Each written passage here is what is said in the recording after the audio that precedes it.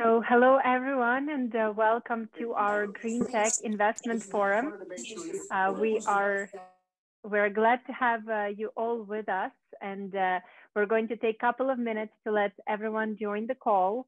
And in the meantime, I invite you to start using the chat function to exchange and to share your contact details to start the virtual networking.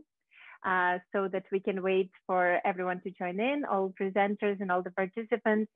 And then, of course, we'll start just in a few minutes.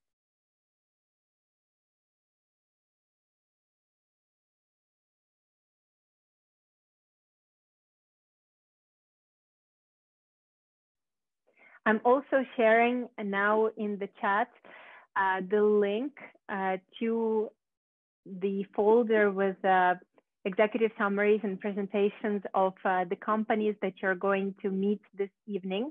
So if you haven't done so yet, please go on the link and check it out. You can get to know better the companies that are going to be presenting, that you're going to see just in a couple of minutes.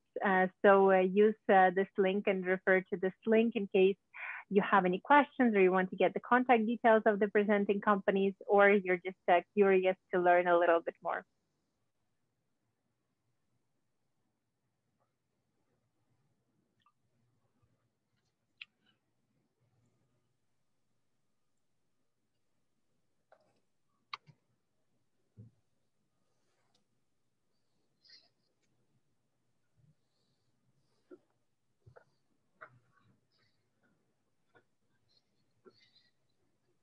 We're going to be using the chat function a lot in today's forum. This is where we're going to exchange contact details, but also ask questions to the presenting companies. So take a look around, get comfortable with it, and of course, feel free to share your contact details so everyone can get to know you better and can get the idea of who's in the call today. I think we have a pretty international audience. So it's going to be interesting to exchange the contacts, and maybe while you do so, say where you are from in the world. It's going to be very interesting to see.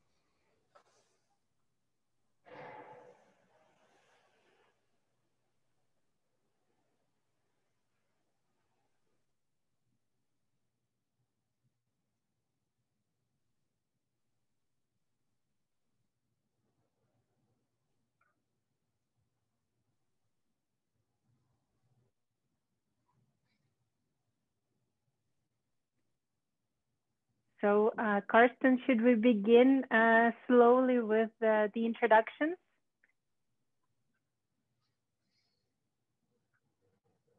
I think you're on mute. Yeah, I was muted. Sorry about that. Yeah, sure. I think, Olga, we're good to go. If you can see that we're about 100 plus, I guess, participants now. Yes, correct. So I think maybe more people will join us in the next few minutes, but I think it's a good point to start. So let me begin, and once again, welcome everyone to the Green Tech Investment Forum. We're thrilled to have you with us this evening or this afternoon, depending on where you are in the world. Myself, I'm based in France, so it is, yes, it is about 7 p.m. here. So glad to see everyone who's over in Europe. So my name is Olga. I'm the CEO and co-founder of the Startup Club. We are, as you might know, we're an international entrepreneur community, and our goal is to help startups across the world in their fundraising, development, and growth journeys through events such as this one. We organize pitching events across the world and across many different industry sectors, and we're really excited to have this event in partnership with CompanyCapital and also with Starlight Capital in the US. The later company in particular deserves a special recognition. We've been working really closely for the past year with Brian Emerson from Starlight Capital on making this vision happen and bringing the investor networking conferences in this online and virtual pitching event to investors. And in this virtual world in particular. So it's been really a great journey together with Brian on making this happen. Starlight Capital has been organizing investor networking conferences in the US for over 20 years now. So we're really thrilled to take this experience and to be able to bring this in this online world in especially difficult time now of the pandemic. So if you have more questions to Brian, I think he shared his contact details in the chat, so feel free to connect with him. He's going to be happy to answer your questions. And now I would like to pass the word to Karsten from CompanyCapital, with whom we're really excited to present this second edition of the Green Tech Forum. So Karsten, your words. I think I put you on mute again, sorry. I'll try again, sorry about that. I forgot about the unmute. So hello everyone and welcome. Thanks Olga for the introduction. We are very excited about having so many people joining us today, and 6 presenting companies. And like Olga said, this has been something that has been worked on heavily over the last months. It will be a continuous event.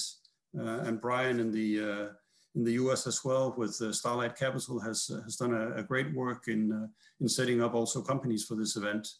Our company is based in Copenhagen in Scandinavia, and what we try to do is help generate inflow of potential companies that will present at these events, primarily within green tech, within med tech, and within security tech focused companies at various levels. So they would come from either a Danish market, a Swedish or a Finnish market, but the Nordic, the northern part of Europe is what we focus on.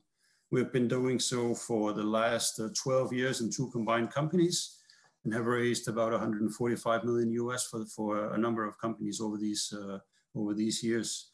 And we are thrilled and excited about having Olga as our workmate.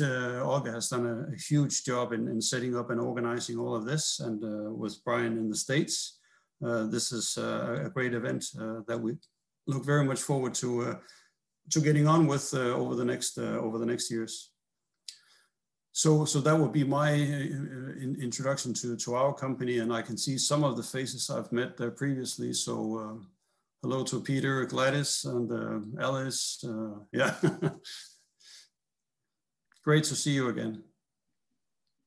Yes, great, really great to see some familiar faces, and many people returning again to our conference. So we're really, really excited about that.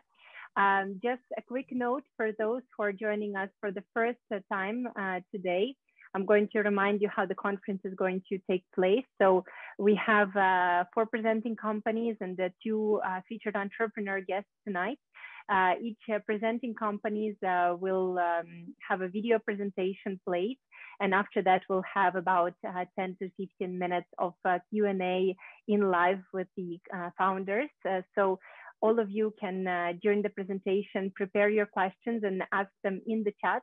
We're going to use the chat, as I said previously, a lot for this Q&A in order to keep it neat and simple. So please prepare your questions and write them in the chat, and then the companies will answer them right after their presentations. And also feel free to stay until the end, because we're going to have some informal networking, and we encourage you to stay until the end to get to know each other a little bit better after the presentation.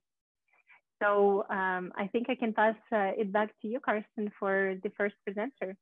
Yeah, sure. Great. This is an exciting company. I think I used to be in the automotive industry, so I'm looking forward to Hank Venter presenting Bison EV, a rising new supplier of electric retrofitted vehicles by battery or hydrogen-driven motors. So the video will turn up right now. So please enjoy. Good day to my fellow investors. I'm Hank Venter, founder and owner and CEO of Bison EV. Bison is a vehicle retrofit company that does the following. A, we extract the internal combustion engine from vehicles and we pull it out, substitute it with either with electric motors always, and then the power drive is either battery operated or hydrogen operated. We want to have affordable vehicles in the market for the rideshare industry. It'll be existing vehicles that's already safe and crash tested, nothing new, and we want to supply a broad spectrum of the market. We do have an international footprint. Bison will be based headquartered out of America, where we hope to ultimately start with 12,000 vehicles a year, up to 100,000 ultimately. We have legs in South Africa, the UK, where we have a bus deal, and some other strategic alliances that's in the pipeline. We really have a top management team, very seasoned auto executives, like for instance, Ian Thompson, who is the co-developer with Elon Musk. He developed Lotus, or represented Lotus when Elon developed his Tesla Roadster, and they built the first 1,000+ vehicles together to get Elon on his way to bring Tesla back to America and redo it here from the UK. Then we have people like Chris Reitz, who's the grandson of Ferdinand Porsche. I don't have to say anything more. We have people like Kobus Spence out of South Africa, who is a top designer and developer and patent holder on certain stuff. And so the battery side will be very good, and we will buy always top of the range batteries off the shelf and just put our own proprietary control box powertrain in with GPS monitored capabilities. On our hydrogen, our leadership is even stronger.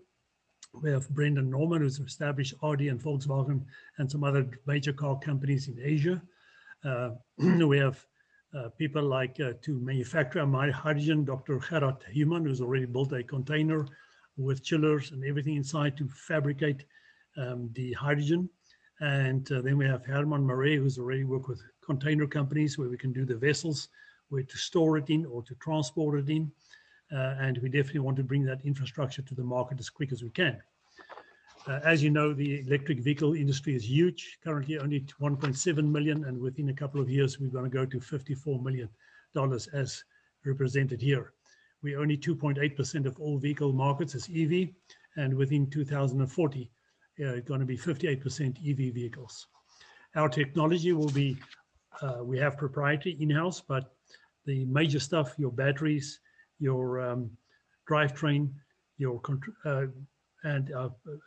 will be all developed, bought off the shelf, but our control boxes, the GPSs, is proprietary, and therefore we can control these cars wherever they go. We basically take out the ICE, internal combustion engine, the exhaust system, and the fuel tank, and we replace it then with either batteries, control box, powertrain, and GPSs, or in the case of hydrogen fuel cells, with the hydrogen fuel cell control boxes, containers, and tanks. Our mileages will be around about 250 miles plus on the electric vehicles, with still a couple of hours charging, depending on what battery manufacturer product we use. On the hydrogen, we will go 500 plus miles up to 1,000 for the big trucks and containers. And of course, as you know, filling time will be literally a couple of minutes. So we will develop both, carry on with both, and make money out of both sides. We will concentrate on the private sector, mainly like the rideshare, Uber, and these people. They have 4.2 million drivers. If we do 100,000 a year, it will take us 42 years to supply that market. So it's a huge market. And but we'll concentrate on fleets, corporate fleets, and governmental / state or federal fleets that we will convert, and that has that. So it's all based on contract, and we will sell direct to them into the market. Our strategic arrangements and suppliers will be always with state-of-the-art OEMs, and we will buy always state-of-the-art technology from time to time as we use Ford, and you will not be stick with one system.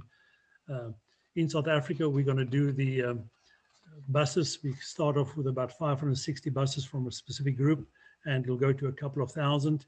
We do tuk-tuks for the Indian market and some Asian markets. It'll be great for there. In the UK, we're going to do some taxis. Start off with about 9,000, go up to over 41,000, and then airport buses, and so that will convert there. So And in America, we're going to start off with a big site here, 60 acres, with a 600,000 square foot building on, and we'll represent from there going forward to do first 12,000 vehicles up to 100,000 vehicles per year. But we're looking at other states also for establishing down there, depending on grants and incentives we'll get. Then opportunities under consideration, various different ones from the aviation industry to whatever. Future technologies will stay on top out of South Africa, the CSIR, universities, top of the range people, hydrogen, the same thing. It's such a fast evolving industry that we're not going to link ourselves to one specific supplier or so, but we will always want to do state-of-the-art top things going forward. Our financial contribution will be profitable from year one. Gross revenue could be several billion in year 4, 5 going forward, and EBITDAs will be 100 million plus in that same stage. Looking forward to hear from you for transaction proposal, your interest. I'm available for any questions, and please contact me at hank@meowsgroup.com or to contact me directly at my phone number +1 404 804 0084. Bye.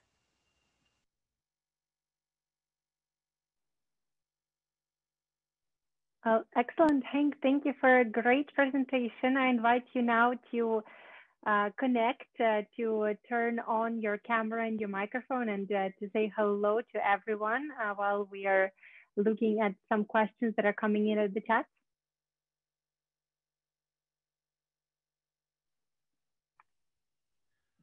Thank you very much. My camera is on and I'm on the speakerphone. So any questions, I'm more than happy to try and answer. Well, perfect. Thank you. We have a first question here. So hydrogen and electric are very different markets and approaches, especially in the passenger and vehicle space and in trucking. With the advice in general being to focus on kind of one minimal viable product toward complexity, how are you handling this diverse space in those two different products? With the easier one is the battery one. There's much better infrastructure available, and we will also supply charging stations as and where needed, but that market's already becoming junior matured all over the world. The hydrogen is the more complex one, and therefore we'll just concentrate there more on the heavier trucks or like concrete trucks or buses that always come back to the same depot at night, and that'll be easy then to have just one manufacturing and redispensing station on site. That's how we're going to start the market, and as the market matures and the more dispensing, refilling sites becomes available along major highways and so, the hydrogen we believe is going to ultimately be the product that's going to take over. And needless to say, we're going to stay with green hydrogen, meaning all our charging and manufacturing stations will have wind power or solar power on top, and only in worst cases when none of those two are available, we'll top it up with normal electricity. Well, thank you. Thank you for answering. We have another question from the chat. You mentioned the South African buses. Are you modifying them from diesel to electric or to hydrogen? And also, can you discuss financials of the project and just in general, yes, financials of the project? Thank you. In South Africa, they started off initially, the clients were interested to go to battery.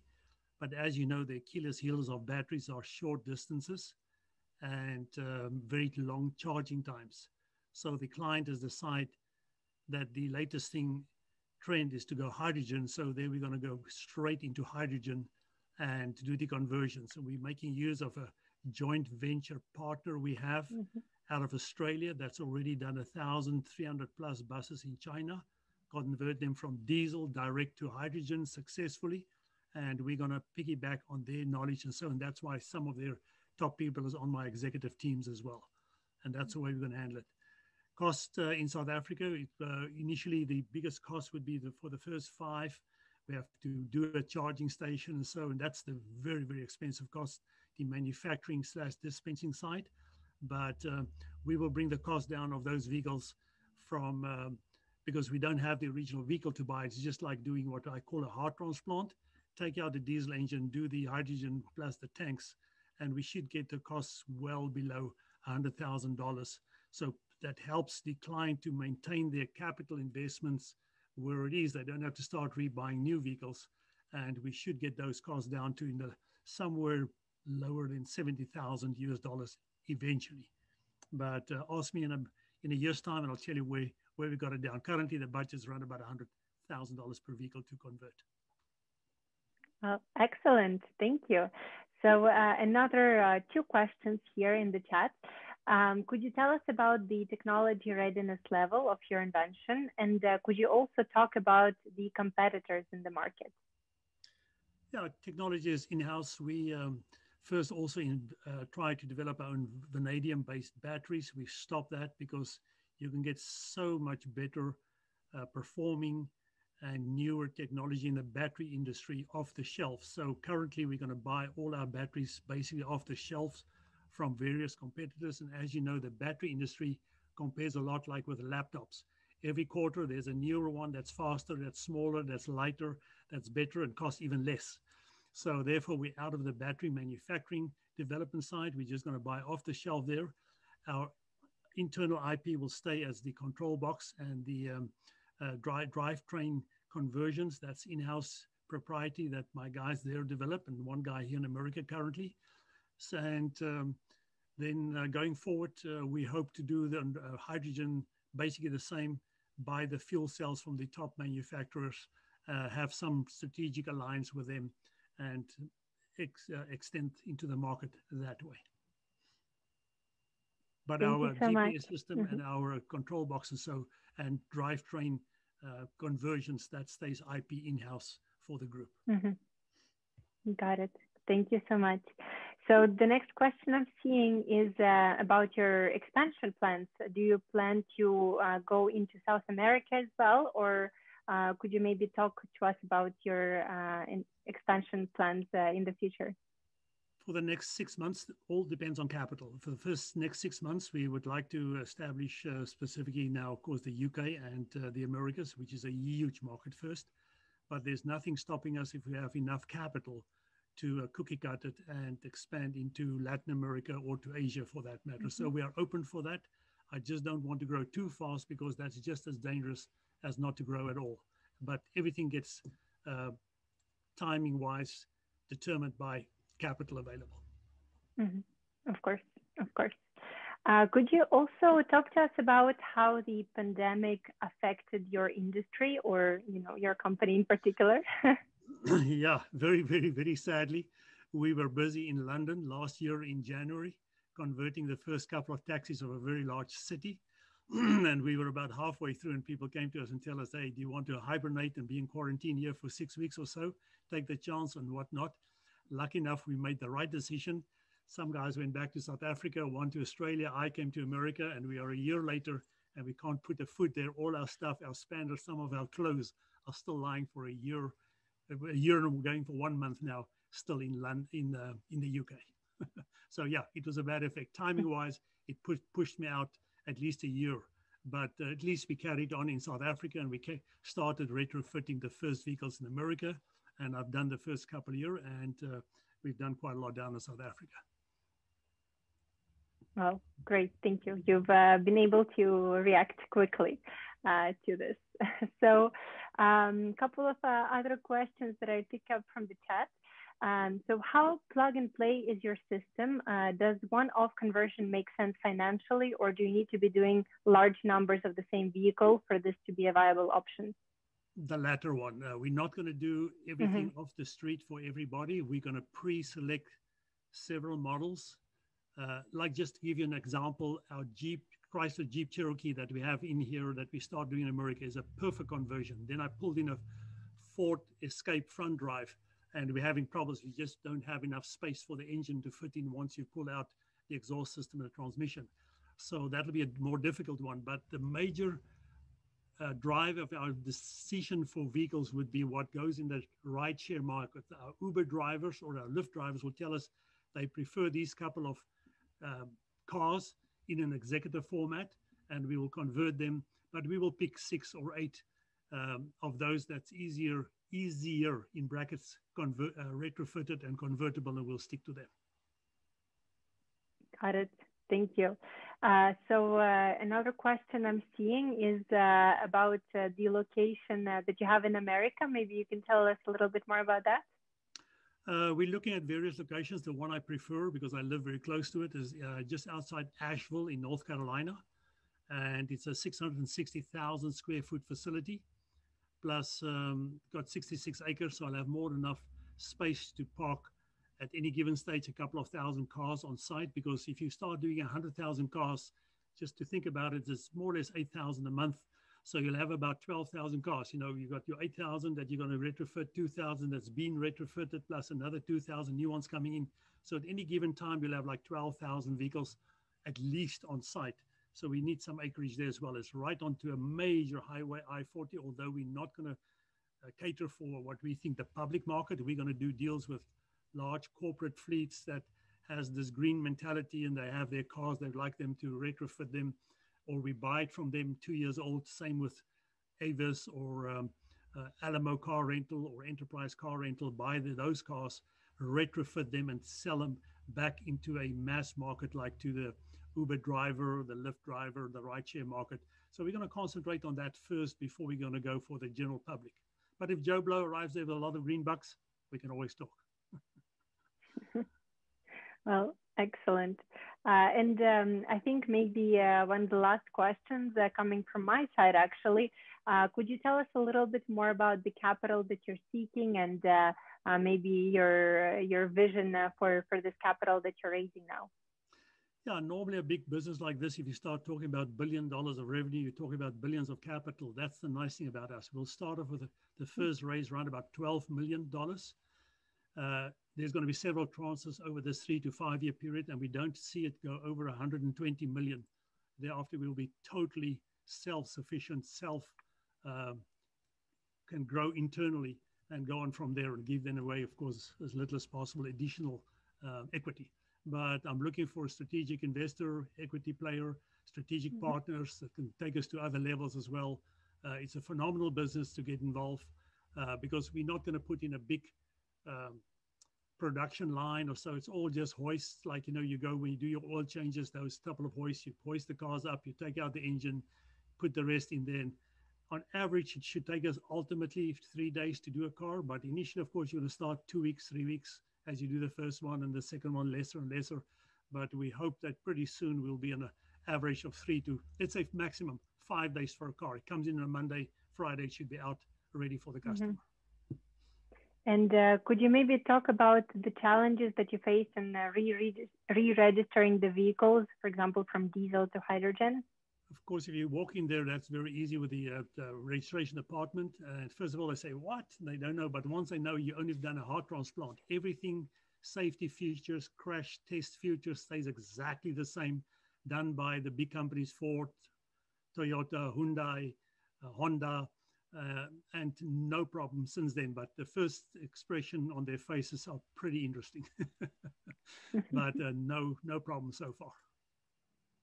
Well, that sounds great. Sounds you have this under control. We don't do anything structurally.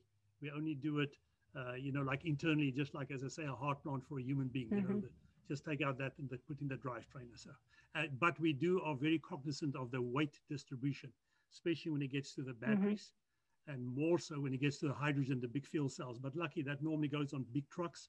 There's always a lot of space for those tanks behind the cab.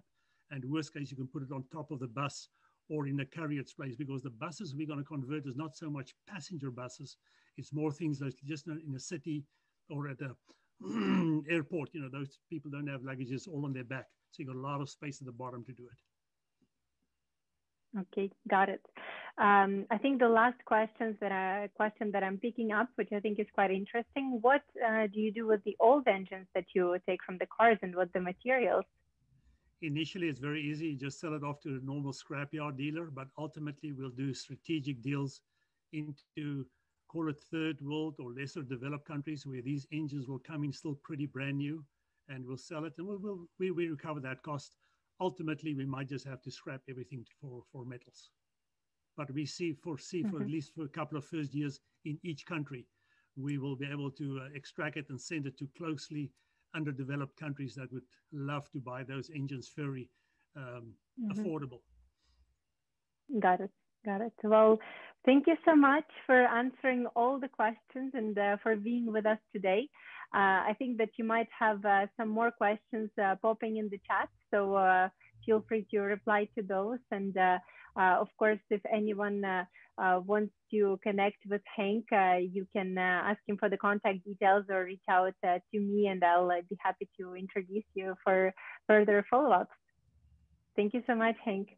Thank you, Hank. Great presentation. And I guess anyone, like Olga said, reach out to Hank and get his material and phone number and get any additional information from Hank directly.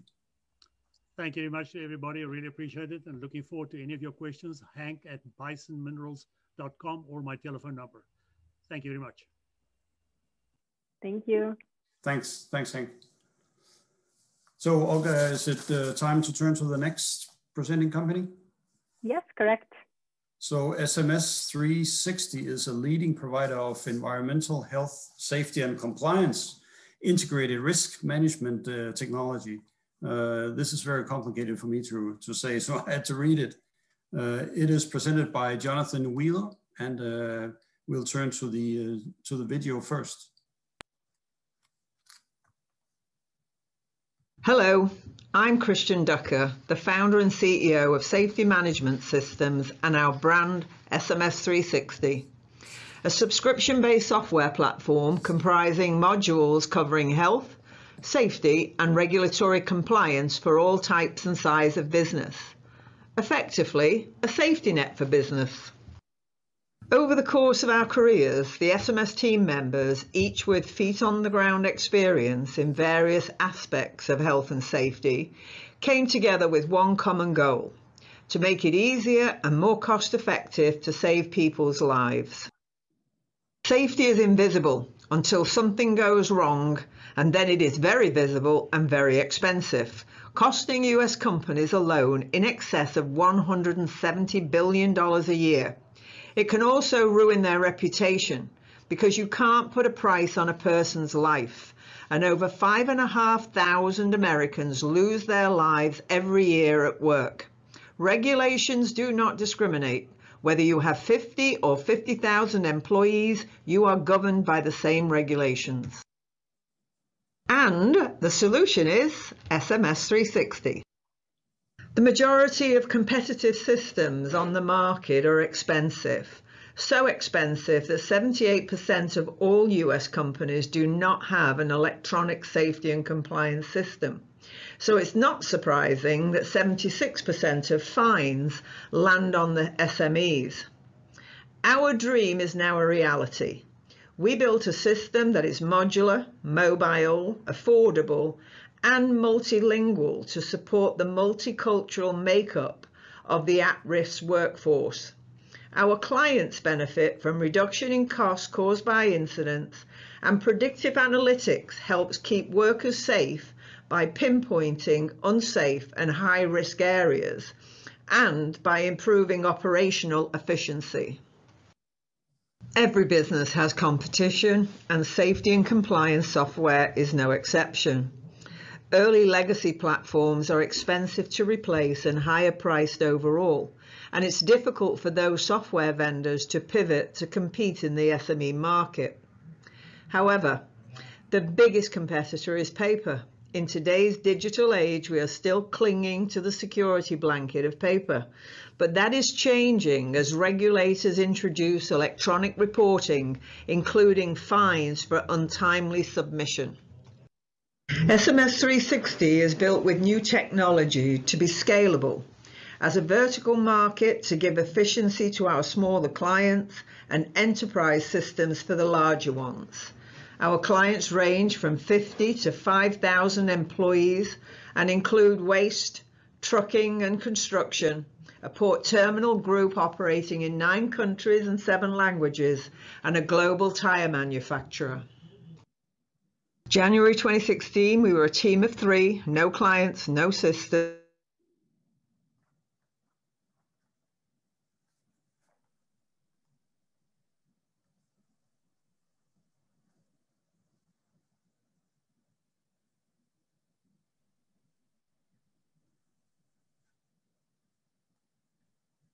That was our goal for 2020, and COVID visited. Our clients put on the brakes, all trade shows cancelled, so we took advantage of the time, increased mobile capability and planned our next level of growth, and that led us here, in spite of COVID.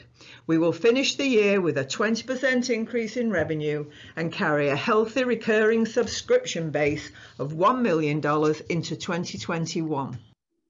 And the future looks even brighter.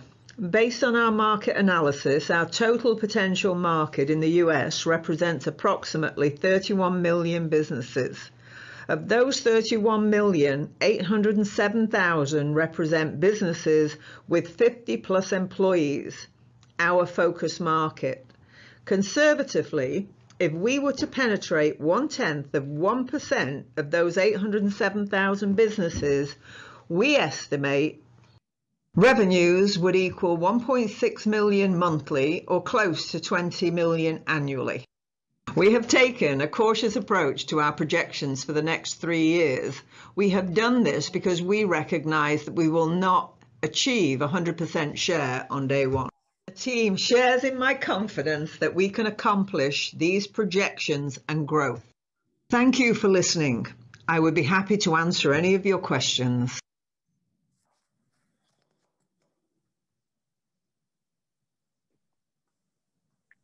Well, a great presentation now on behalf of the SMS 360 team.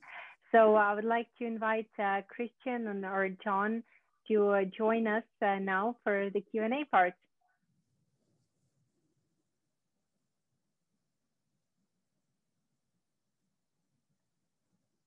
I think we seem to be having a little bit of connection problems over here. So can you hear me? No worries. Yes, I can hear you fine, and I can see you fine. So perfect. Thanks for being with us, and thank you for your great presentation. So while we're waiting for more questions in the chat, let me start. And maybe first of all, you can tell us a little bit more about how you're planning to approach that 800, let's say, target clients that you have identified in the market. Well, we have our marketing area, as I said, was a lot. We've been able to build a scalable system. So within our vertical markets right now, which have expanded a little bit into energy because of a new client coming on board, the bigger clients are generating the information for the smaller contractors. So I don't know. Globally, I mean, we have a very big client out of Amsterdam who are, and again, it's all about the contractor level to push out. So we're finding now that we are being recognized. We're only 5 years old, but that's pushing us out into these vertical markets of construction. We're doing something out of Brazil, which is all based on contractors. So it gives you the bigger clients who paved the way and the smaller contracting base as well, who have to show a safety record today to get big clients. So it's been an interesting journey. Understood. Thank you. So we have our first questions from the chat. Could you please talk about the revenues to date and maybe the track record? I think you showed in the presentation a little graph, but maybe you can cover it again a little bit more. Maybe also include the feedback from the clients that you received so far. Yeah, I mean, our background, as I said, was out of the EHS and environmental software side.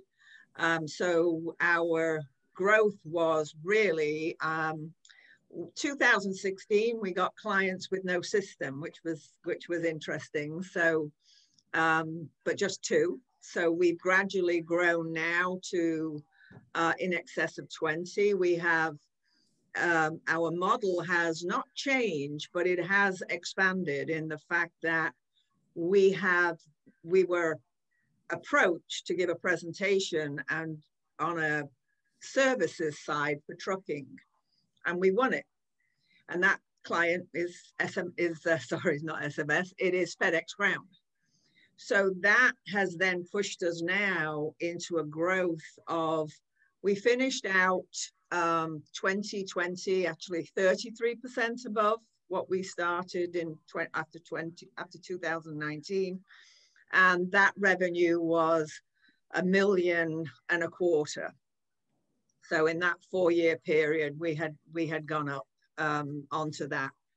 We had projected to double it, of course, like everybody. We actually did well in 2020. Despite everything, we were able to very quickly recognize, and I suppose it helps when you come from England because they seem to get it before everybody else. We were able to kind of move and do other things and grow in our mobile side of the system.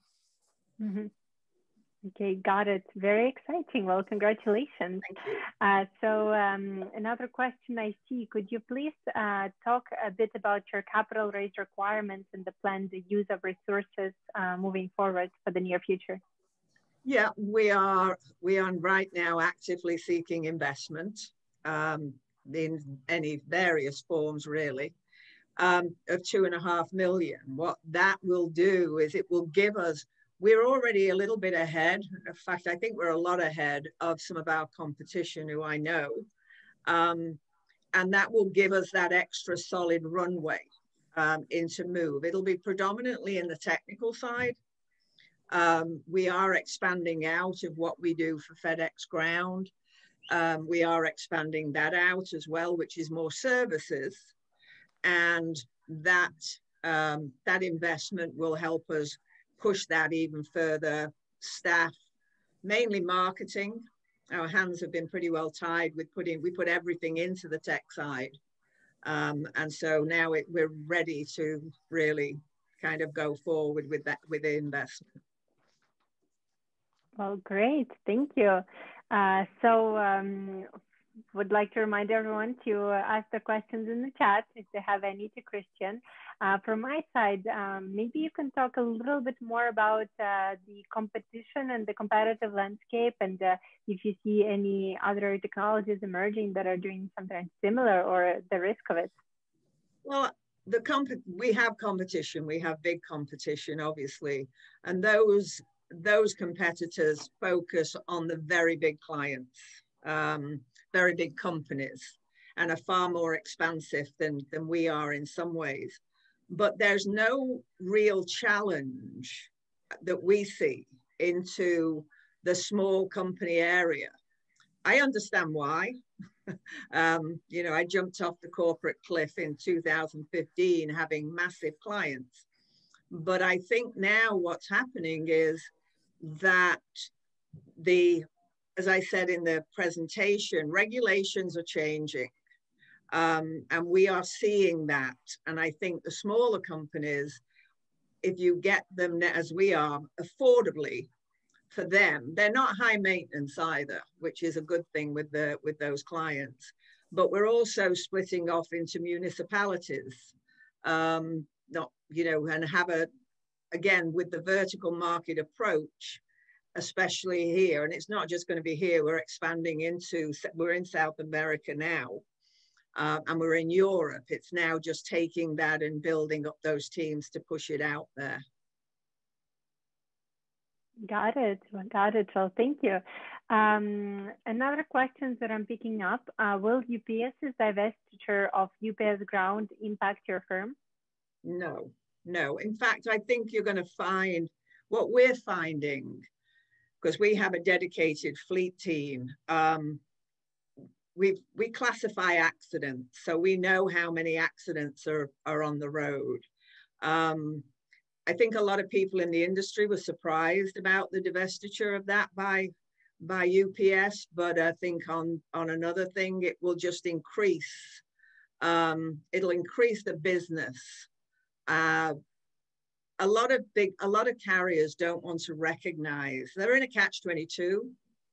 A contractor, you've got to be very careful legally with a contractor, whether you give them, tell them what to do, then they become an employee, classified as an employee.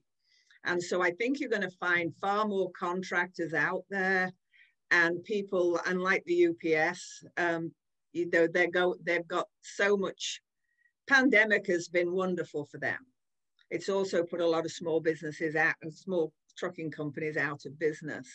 But I think you're going to see a shift on that in 2020, 2021. Got it. Thank you. We have another question here about, let's say, marketing and approaching customers. So as a lot of cyber security and compliance companies are focused on Fortune Global 1000, your focus on the small and medium businesses is extremely important. But given the huge number of such businesses, how will you access and sell to them? Maybe you can go over it once again. Yeah, I think that, well, we are definitely, it's going to be self-service. So the one thing about the smaller companies is they're not as complex they want something simple. We have tested, this is absolute fact. They have to be compliant. It has to be simple entry, which is why we're looking at all our mobile apps, obviously, but also from a voice to text. So you've got to come in at a low price, and you've got to do mass marketing, not as heavy duty as you would with a big company. It's got to be, you know, we have a great young marketing team, and so that's how we intend to go at it. But there will be self-service, so it's not like a salesman has to be involved, or, you know, you'll do trade shows and things, but that's the way to reach them. Okay, got it. Thank you. Well, one important question for me is maybe you can talk a little bit about your team and who you have on the team that makes the project successful.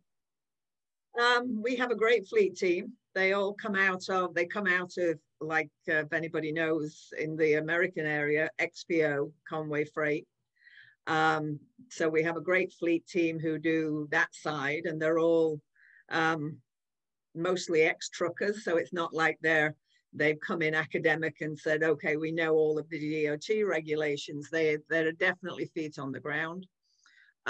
We have some great, you know, people, our, you know, CFO, also, you know, COO, are experienced. We're all a little bit, you know, we've all got a bit of few age on us. But we've now started to bring in, that's the experience. And now we've started to bring in the younger crew. As it was pointed out to me the other day when one of them picked up his phone and said, I was born with this. So he said, and that is the next generation of where of our system. So we've got the age generations, but it's all working positively.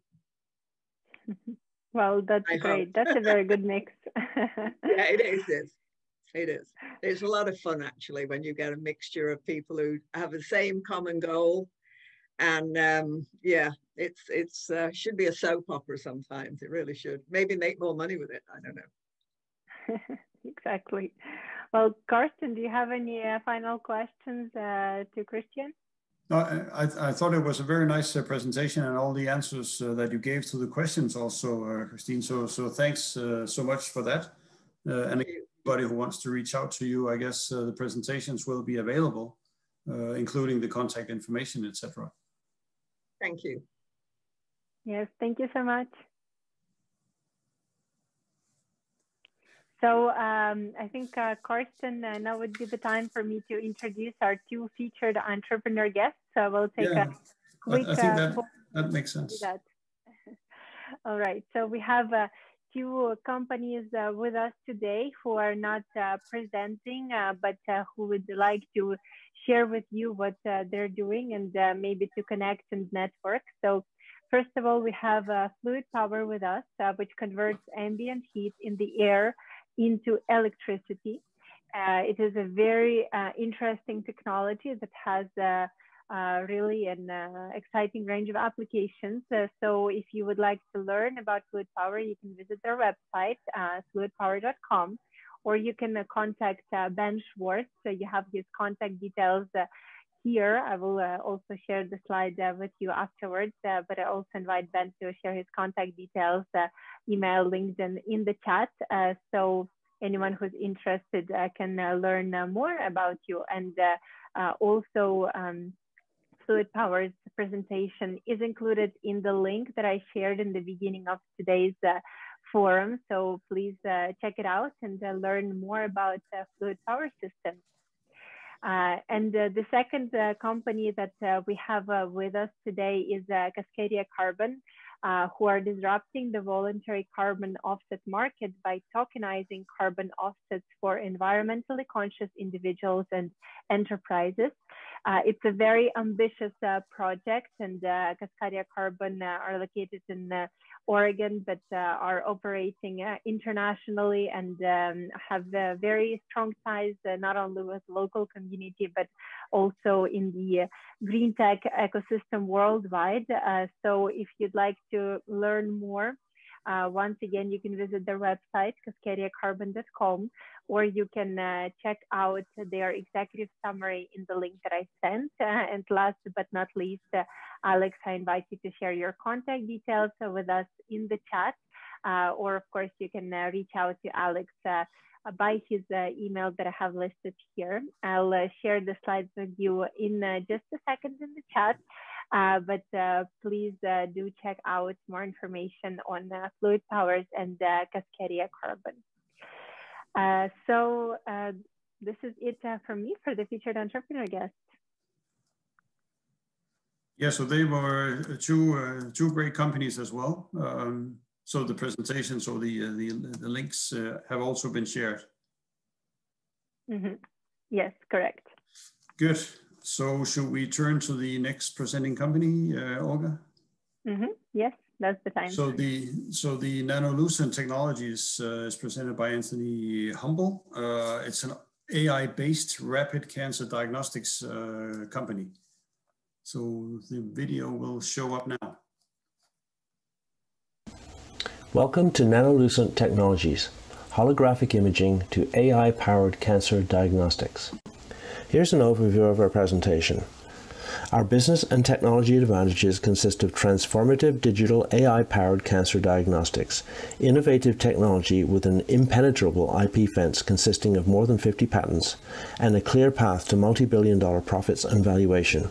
We will be profitable and self-funding by the end of 2023, primarily due to net margins that are greater than 70%. Crucially, we bring cloud access to global markets, enabling rapid deployments around the world. And to achieve this, we require $20 million and offer a 3-year convertible note with a 5% coupon. Our key applications and markets are as follows. Our critical first target is the existing cervical cancer screening market, which is slow, expensive, and prone to manual errors today.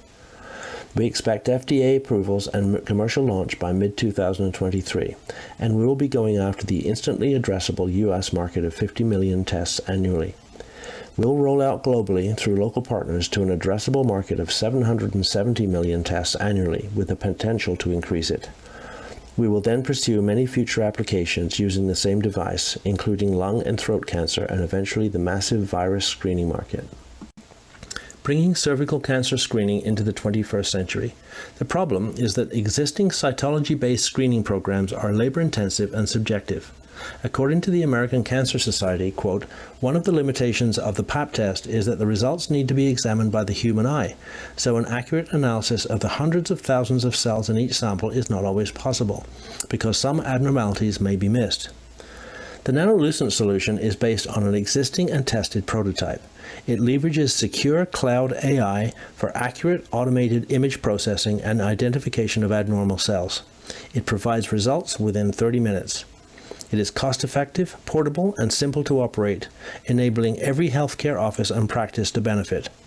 Most importantly, it is accessible to all women around the globe. The Nanolucent solution is a truly global one. We refer to it as the hub-and-spoke health model. The market size is greater than 700 million tests annually, considering one test every 3 years for every woman between the ages of 21 and 65. There's no physical shipment of samples, so local labs are no longer required, except as input points to our cloud-based system. So our 3D holographic images are sent to the cloud, where our AI-supported deep learning algorithms separate positive from negative results and report them back instantly. We have international reach. Rapid implementation across the developed world is highly achievable due to our hub-and-spoke decentralized capture model. On the other hand, women in developing countries are very vulnerable to cervical cancer. However, Nanolucent is committed to providing solutions even to those in remote regions. We believe this improved access will result in many thousands of lives being saved. We see a clear path to profits. Barriers to entry are crucial to any first-to-market technology such as Nanolucent's. Our protective barriers are rock solid as we have exclusive rights to the key technology from our partner Lucendi Inc., which we will use to develop our own proprietary IP. Our IP patent fence consists of more than 50 patents that protect every aspect of the technology. The future promises large, growing, protected profits and multiple new market opportunities. Our next diagnostic targets are lung and throat cancers, enabling while you wait screening, and in vitro virus screening, utilizing proprietary photosensitizers within 4 to 5 years. In summary, our strategic direction is to focus on the cervical cancer screening market in the US and Canada by Q4 2023, in Europe by Q3 2024, in China and the rest of Asia by 2026, and in South America, Middle East, and Africa over the period 2027 to 2030. We are targeting lung cancer screening for 2024 and throat cancer screening for 2025. Finally, we plan to launch our broad-spectrum virus screening over the period 2025 and 2026. To execute this strategy, we need to raise $20 million in a Series A funding by the end of Q1 2021. Our partner Lucendi will act as our technology team during development and will transfer know-how to Nanolucent prior to product launch.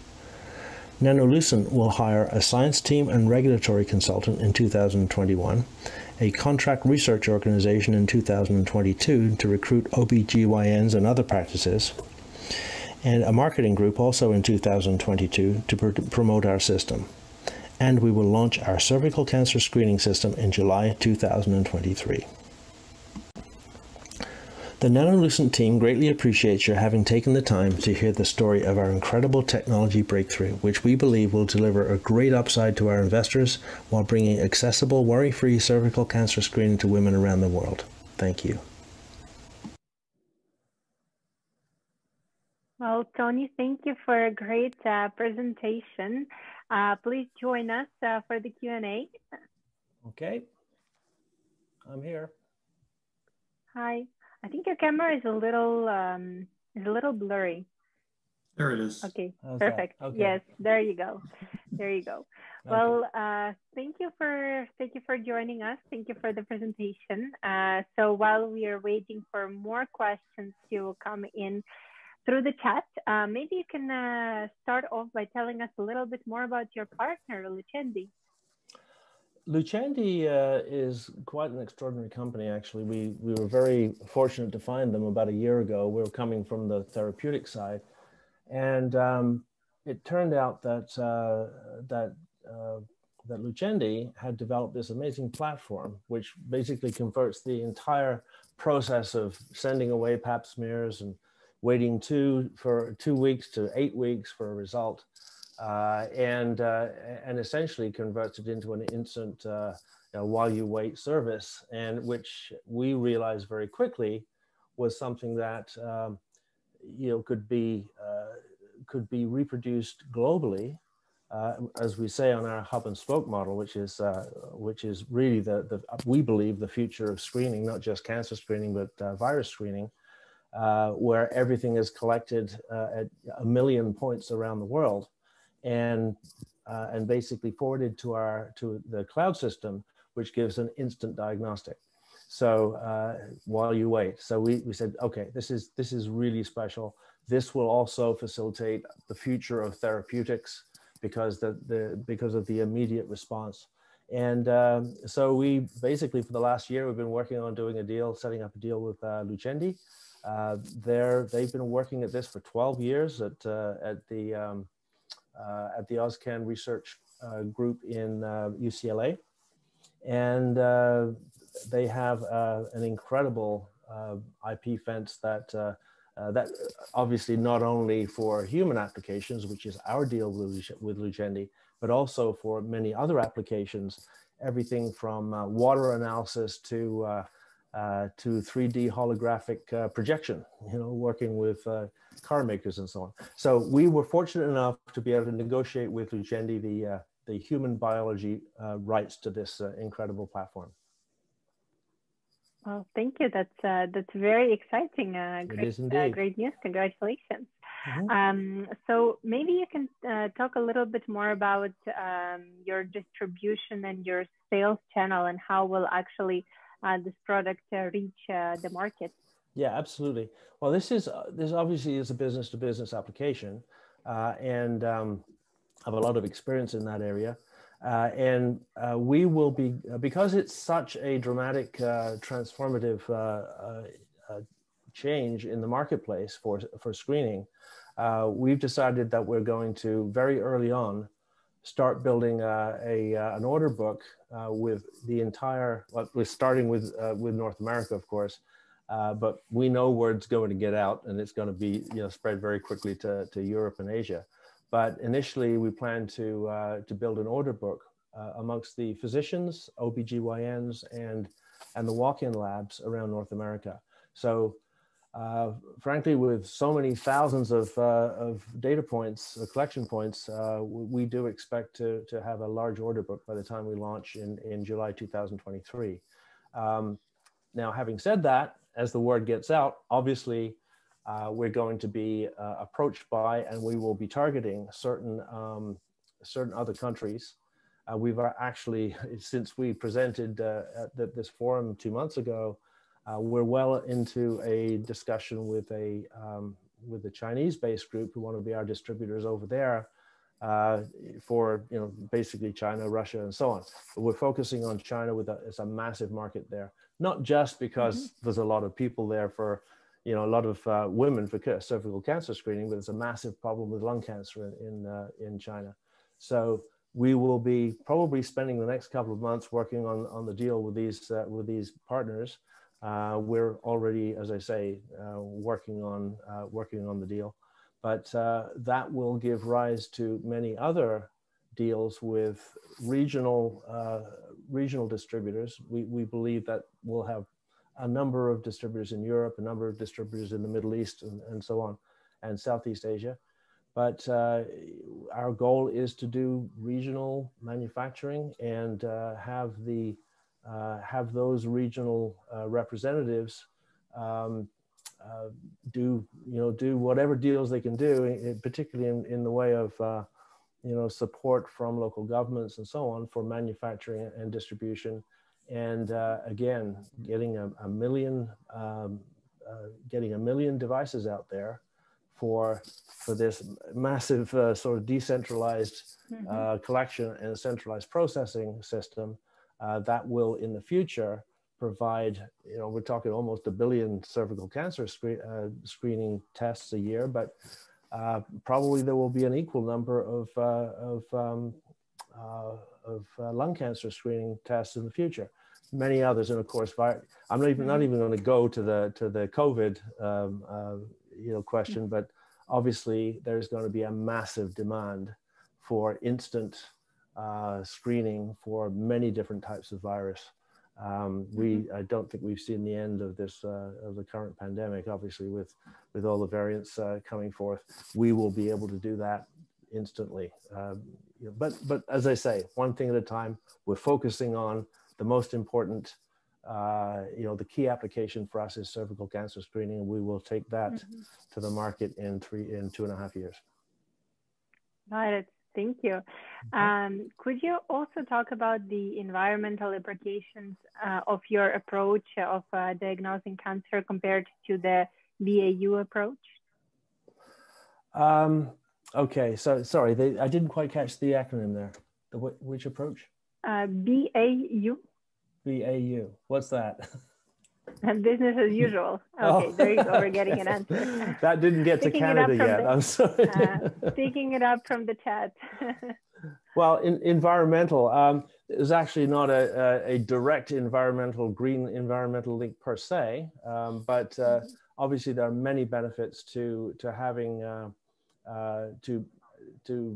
having direct input at the point of collection. as opposed to distribution through fleets of couriers and so on. That's not really that much of a benefit, but now I might throw the floor over to Maxime, my partner at Lucendi, to see if they've come up with any environmental benefits of their technology. I know not cervical cancer screening, but they are doing a lot of things in the environmental area that complements what we're doing. Maxime, would you like to jump in and address that question? Sure. So we, in parallel, are currently working on applications of our technology to various other markets. One of them is for identification of micro-objects in liquids. Tony did mention that we're looking at water analysis, water quality analysis, but some of the other applications include identification of and characterization of algae, both for identifying toxic algae as well as characterizing those algae that are being farmed for various useful quantities. And our technology can essentially help in all of those markets. And what makes it unique for all these applications is that it's based on holographic microscopy married to AI, which effectively allows us to build our systems very cost effectively in comparison with conventional microscopic systems, and at the same time achieve performance that far surpasses existing solutions. So effectively, you can think about applying this to any domain where microscopy is needed, but on a much more cost-effective level that you otherwise could. So obviously that opens up many applications in environmental and green field as well. But here with Tony, we're talking specifically about cancer applications, of course. Yeah, thank you. Thanks, Maxime. Got it. Well, thank you so much. Another question that I have from the chat, I guess it will be to you, Tony. Why don't you start with the COVID screening, as this seems more pressing with the funding that you have available now? Well, that's kind of an ironic question, because one of the parent companies, which is Photosonics Canada, did actually start with COVID. Is actually a COVID therapeutic, but of course it's I guess what you can call a red ocean market already by March, and what we'd already been discussing, what was another pandemic of sorts, which is the well, I guess you can call it an epidemic rather than a pandemic of cervical cancer.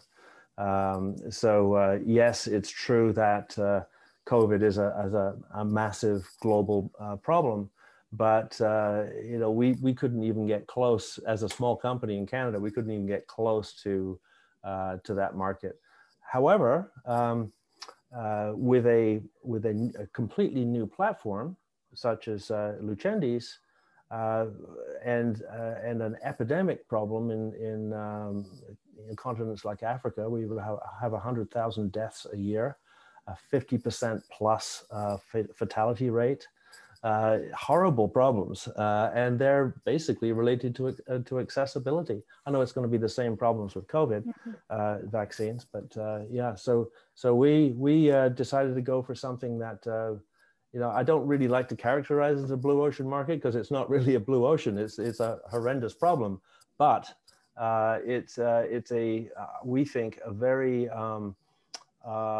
very socially responsible way of getting into a marketplace that will eventually expand upon the use of our platform. Thank you. Thank you for answering all the questions that we had. Carsten, okay. Do you have anything to add or to ask? No, it was a good run through, and finally the final question was relevant, I think, because are within the COVID space at the moment. So thanks for answering all the questions. Okay, you're very welcome. Thank you. So the next presenting company will be Tom, and I ask you, Olga, is the video, would that be available? Yes, I'm actually going to ask Tom to share his screen and share the video, as it was a little bit last moment in terms of the editing details. So Tom, would you like to share your screen? Okay, we make an aesthetic, high finish, affordable solar tile for solar roofing, for solar roofs. I'm the founder of the company. We have a disruptive technology in solar roofing and also includes a solar battery for 24/7 power. We are currently based in Toulouse, France, and we also have an office in California. So the problems and opportunities, only 1.9% of France's energy is solar power. And in the next 10 years, there's going to be a total of around 27 nuclear reactors that have to be removed. They're way past their age. And they've decided to turn it into wind and solar. And 50% of the product will be solar. 91% of the French favor auto consumption. The alternatives are 28 cents for solar roads, and all the way down to your own solar roof. So it's a solar roof, not modules on the roof. On the lower left corner of your screen is modules on the roof. And over there on the upper side is another demonstration of modules on the roof. Our project and product is solar roofing tiles, and you can see there's a fine terracotta outline of each of the tiles. They are highly efficient, affordable, inefficient. They have very easy installation, no racking plugs, no monolithic glass panels, steel frames. Parts are cut in half. It's all pre-assembled in a factory. The long-term investment benefits are 18 to 20% range. By the way, I want to point out that they've done an analysis of installing solar, and they've shown that 65% of the cost has to do with the installation. It is not manufacturing the product. So getting the product installed is the key component for reducing the price. As you see right here, we create all this economic activity in the community. We redistribute 34,000 to each of our customers. That's a really good market driver. The product is disruptive, no junction box, 25-year guarantee. Okay, go back. Here is a satellite picture on the left-hand side, the same satellite picture, but only different products. Modules on the roof, the same kind that are in the utility field, and versus solar roofing tiles on the left side. At the top, you can see 9.6 kilowatts for this array versus 5.7 kilowatts for this array. Next thing I want to talk about is our battery. We believe we had the holy grail in solar roofing combining with our battery.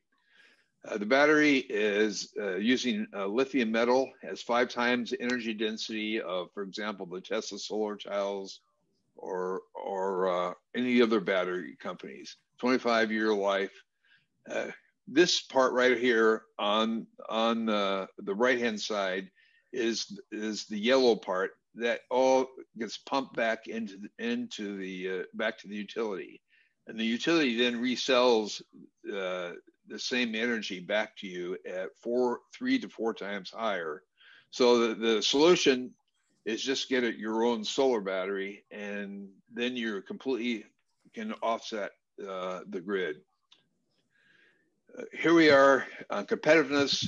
We're comparing Tesla with SunPower, Emrys, and you can see that up on the bottom line, total per watt, $1.99 with a possibility of getting down to $1.24 versus $5.75 right now. The Tesla solar tile is only 10.7%. Other comparisons are we have less degradation because we're using heterojection cells than our competitors. Timelines were in between M7 and M6, M7 and M8. We're ready to launch. We need certification of our product. It's a total of 146 required to launch. 6 million for the startup phase and additional 140 million. That can be broken down into debt and equity.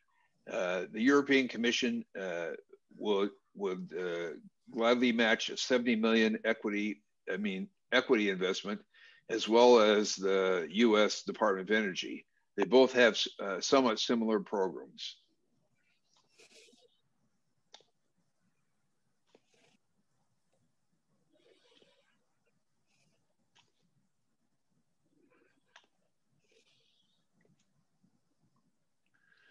What's in it for the investor? As you can see, you get a 30% manufacturing investment tax credit in France and Germany, and 100% finance for our customers, both in the US and in France and in Germany. It's a $1 billion market potential. We're first started in France, Germany, then go into Georgia and Texas. There's a total, and California. Total of 500 million homes per year just in France, in Europe. This makes energy almost free.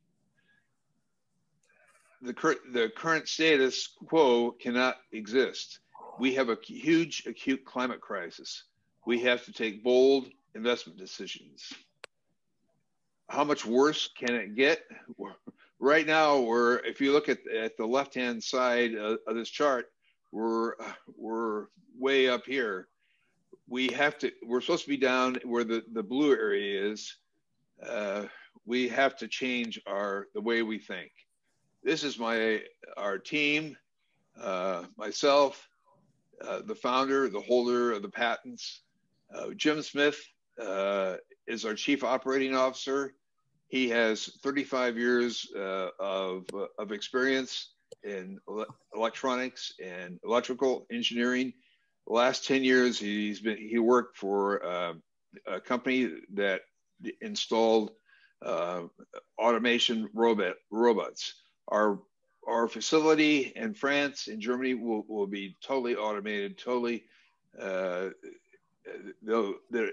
be a level 4.0 automation. Down here, I have several PhDs working for us. We're Red Hot Planet. And this is my name and my email. If anyone wishes information, you contact me at tom@soltiles.fr.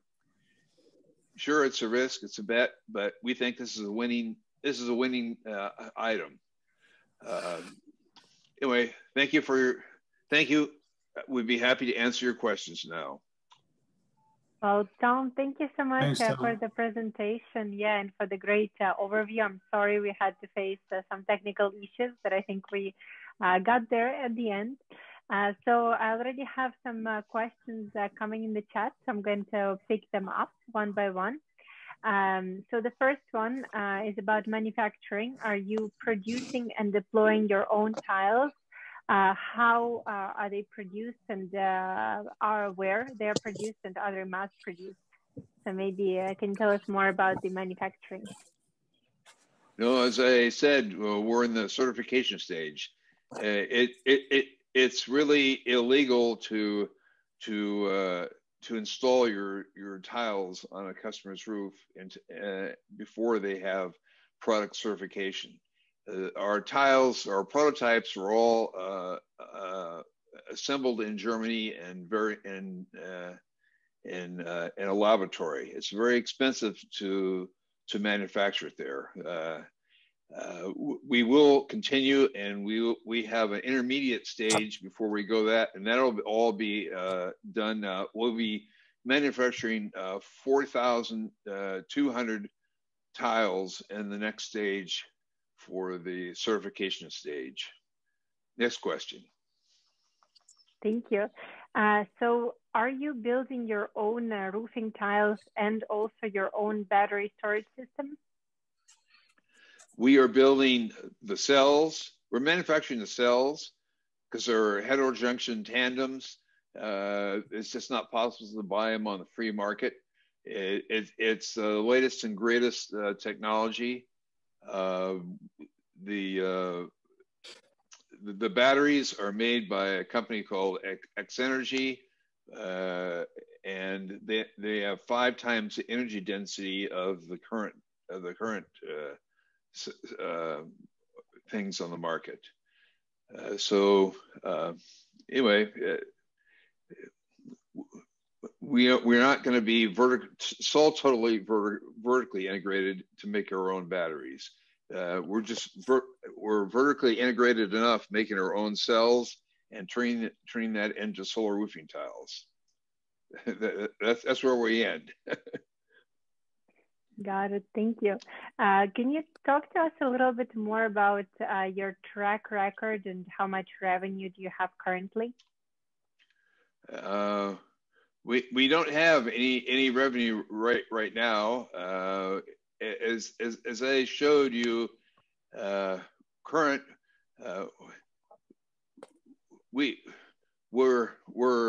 in the scale up stage. We're a pre-revenue company.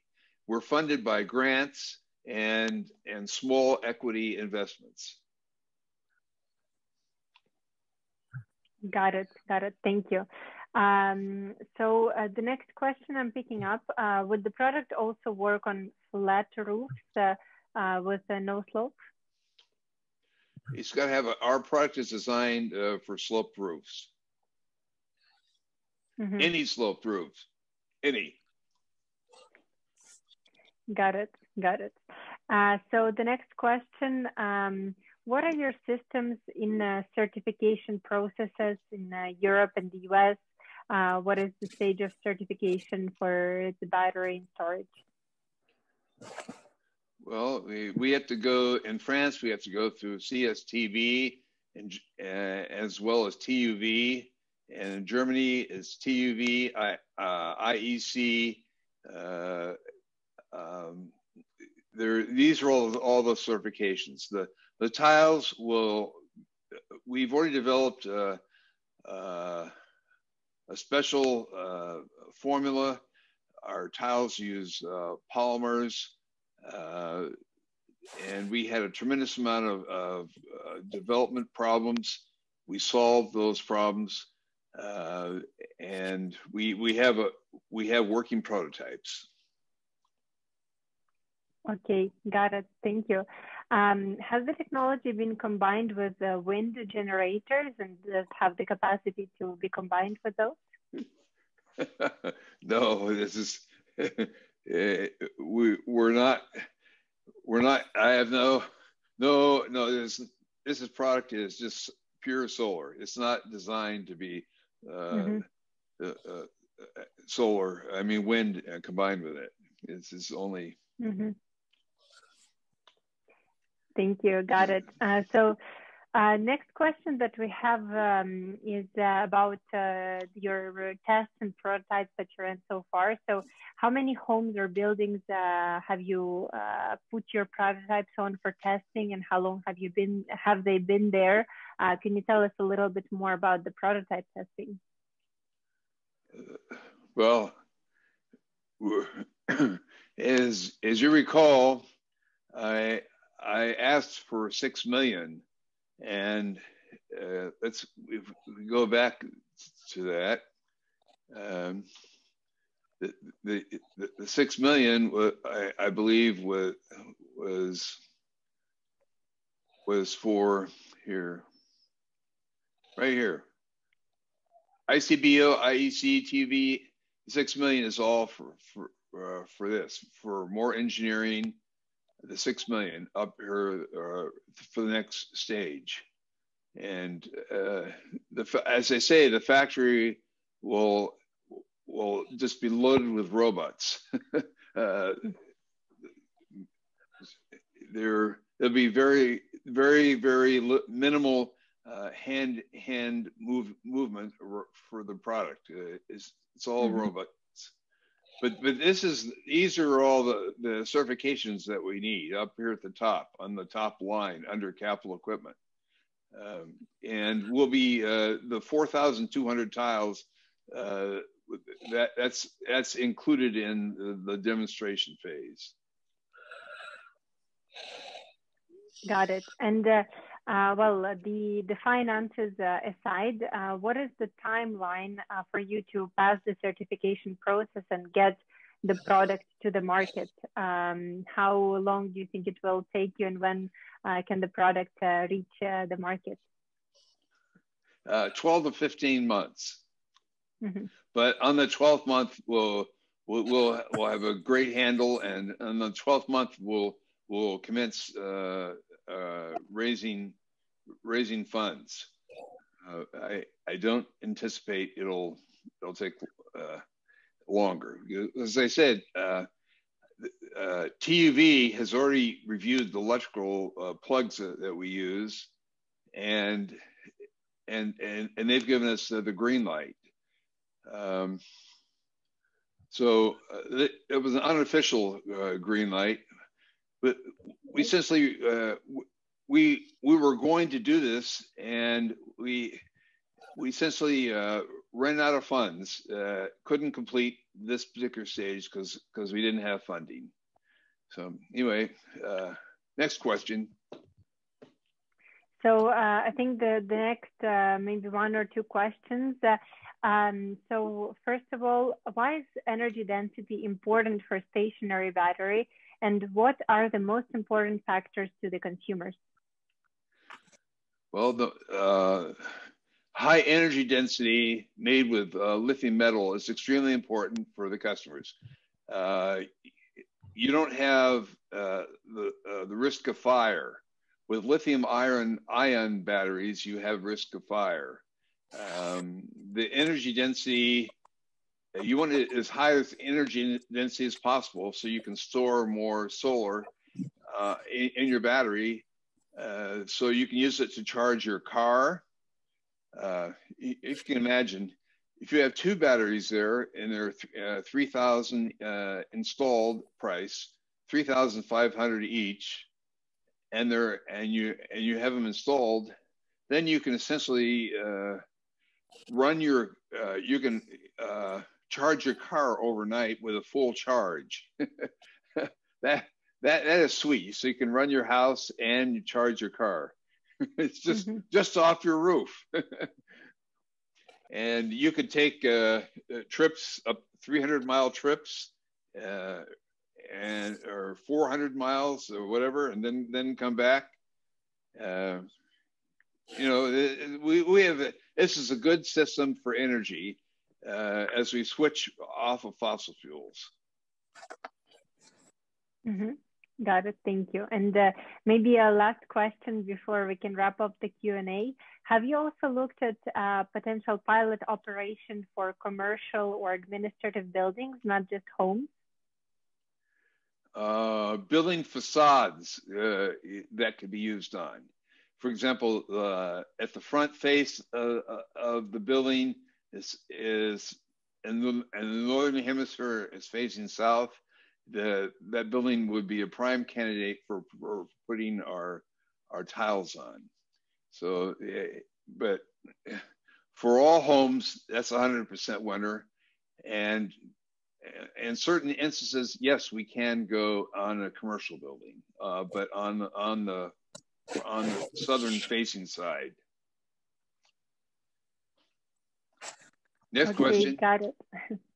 Well, thank you so much. I think that wraps up our Q&A, but if there are more questions to Tom, please feel free to write him personally. And of course, we'll be happy to connect you with Tom and with the team if you have any more questions or you want to chat. So thank you so much for your participation, and thank you for a great presentation today. Well, thank you. I'm Thanks, sorry Tom. we had this. I'm sorry we had this technical issue. That's okay. No worries. I thought we solved it. No worries. Thank you. Thank you. So Carsten, I'm going to pass the word back to you maybe. So for some remarks to conclude from your side. No, that's fine. Thanks again, Tom. And hopefully the technical issues will not happen with the tiles once you get the production up and running. Well, thanks all for the presentations and the good questions and answers from the presenting companies. Everybody who stayed tuned until this hour.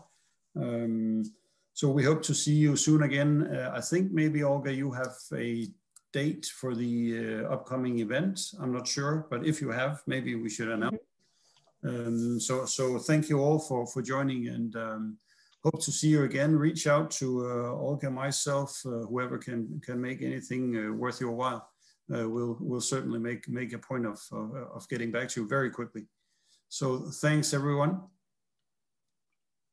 Yes, thank you, Carsten. Well, first of all, and importantly, thank you for co-hosting this forum with me and for working with us hard on making this forum possible. I think we had a really great turnout today, and great companies presenting. I was really happy to see a lot of interaction in the chat, exchanging a lot of context. So I think that was really pleasant to see, and thank you so much, Carsten, as well, for helping us make it happen. From my side, of course, thank you all for attending. I just shared in the chat links to our upcoming events. In particular, Starlight Capital is organizing a technology investment conference in March.